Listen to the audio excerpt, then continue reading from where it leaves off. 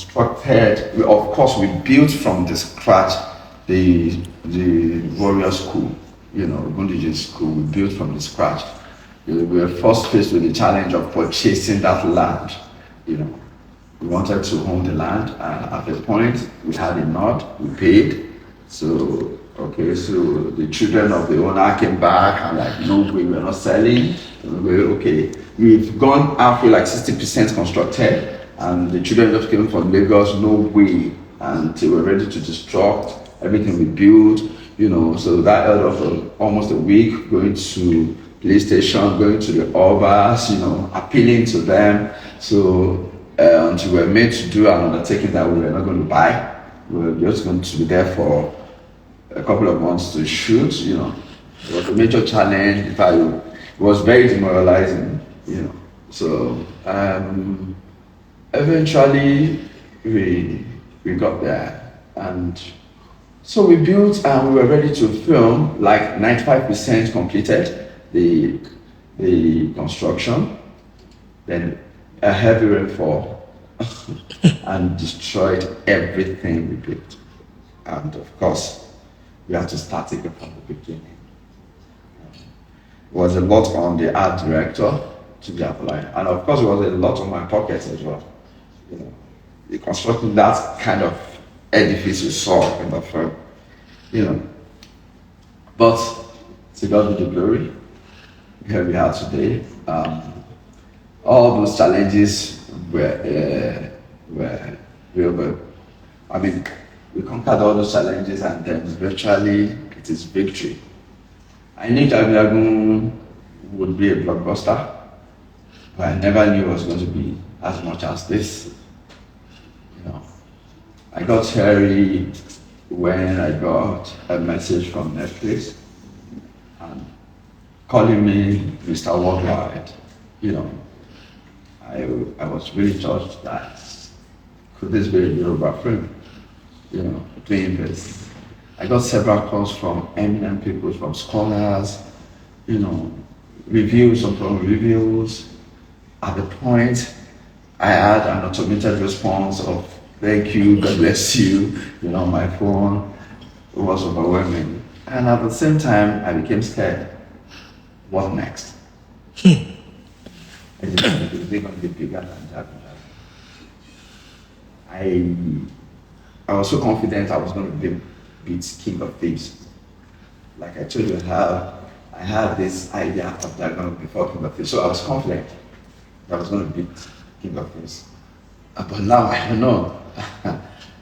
I have to beat Jagunjagun, and that's more of the nightmare I've been having since the release of Jagunjagun. But I believe in God. It can only get better. Thank you very much.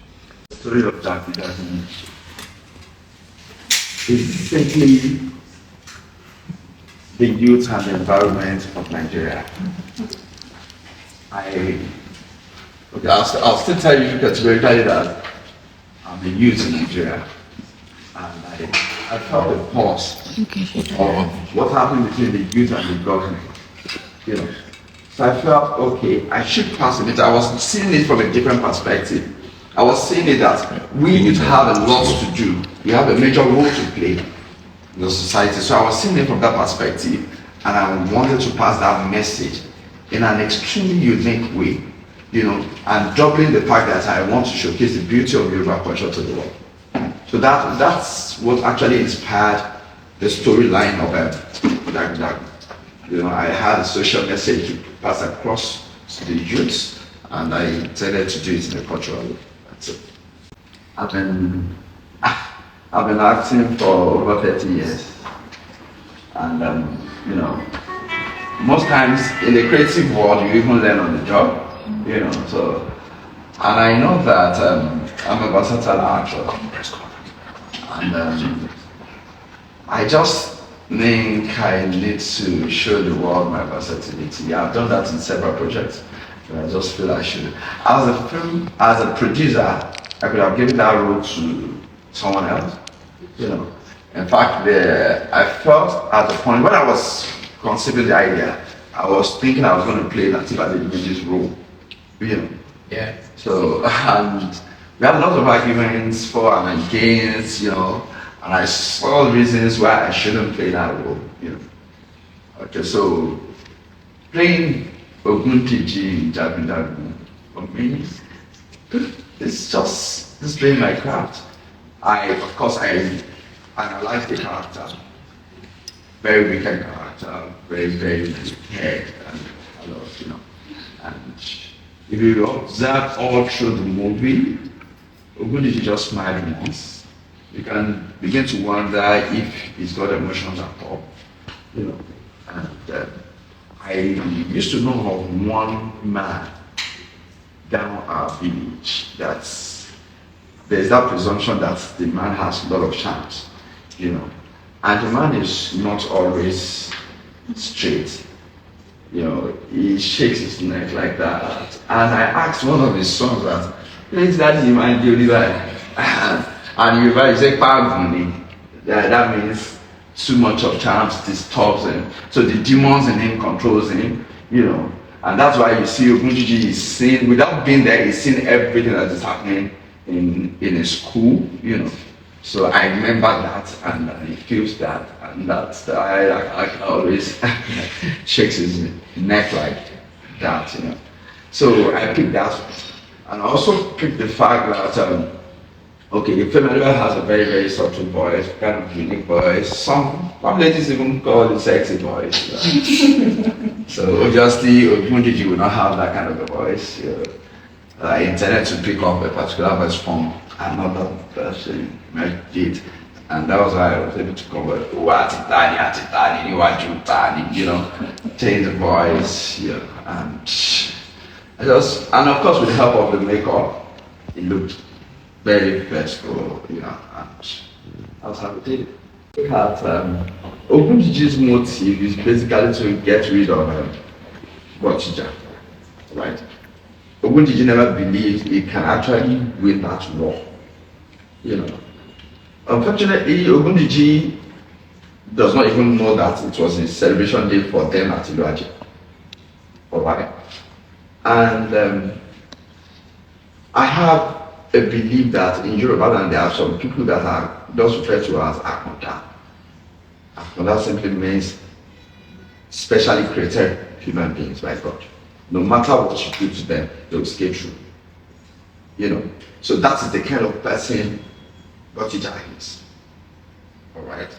So it was set there with the intention or with the motive from Ogunjiji that he was going to die. Okay, so celebrating the Iluaje that generated a lot of controversies, you know, especially from the custodians of the Isheshis, you know. They have forgotten that this is a film, and as a filmmaker, you have a license. All right, you have a picture to, you know, to deliberately tie down your audience. You know, it has nothing, absolutely nothing to do to the Isheshis. It's a celebration day, and that happens. Anything can happen on the day you're celebrating Christmas. Anything can happen. We have seen bandits that enter the church on a Sunday, a service, and killed almost everybody. Do you understand? So I see it as a little bit being myopic in their thinking. You know. So as a filmmaker, I'm just painting a picture I have in my head, and of course to make it look so beautiful before my audience, you know, and that I was able to achieve.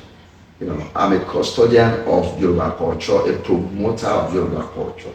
So I will not and never do anything that automatically bring down the beauty of Yoruba culture. Now, listen to me properly. That was the major motive and very behind that. Yeah, and that was why I used my driver license to ensure that that character got it that faced the camera at that point. And you're great G.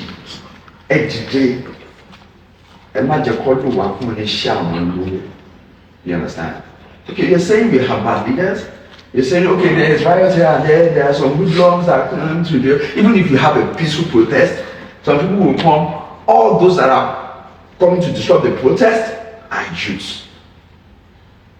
And they couldn't have done it themselves. They must have been pushed to do it by some influential people against we, the youths that are protesting peacefully. You understand my point? So that was why I said, wake up. Let us talk when we feel things are not right in a peaceful way. If protest goes peacefully, the governments will listen. There won't be attacks. They even use the opportunity of such protests to rob, to steal, and deprive those that have legally worked to achieve whatever they achieved, and make them homeless, make them bankrupt and all. So if you are listening very well, that is the major message I have in love. Quite a number of messages of betrayal, misuse of power, so many messages.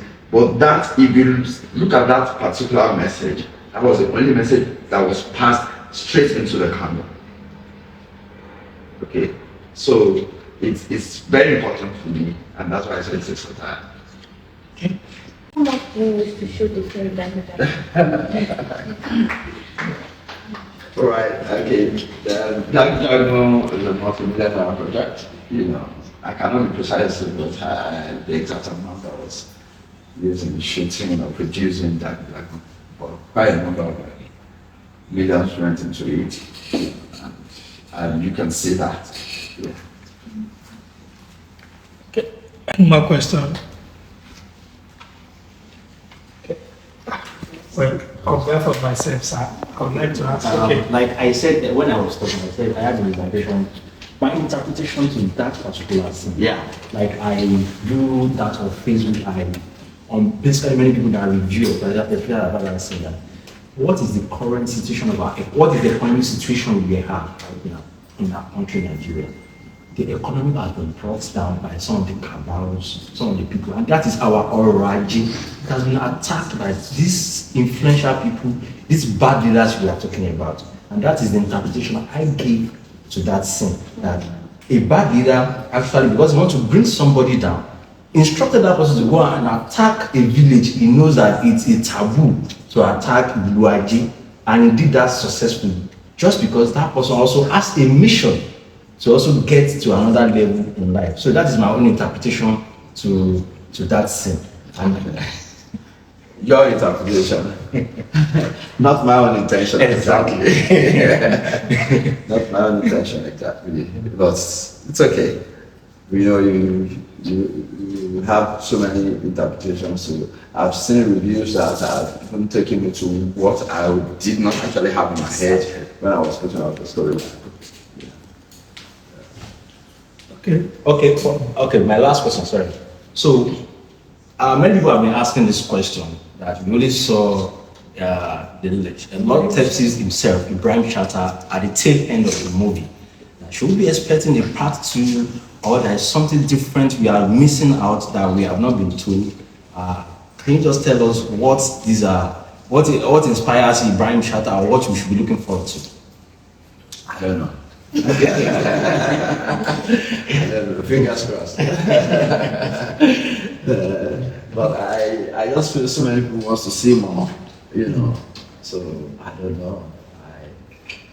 I probably may be letting the press know later if I actually have more, But sincerely, I'll say I don't know. One last question, sir.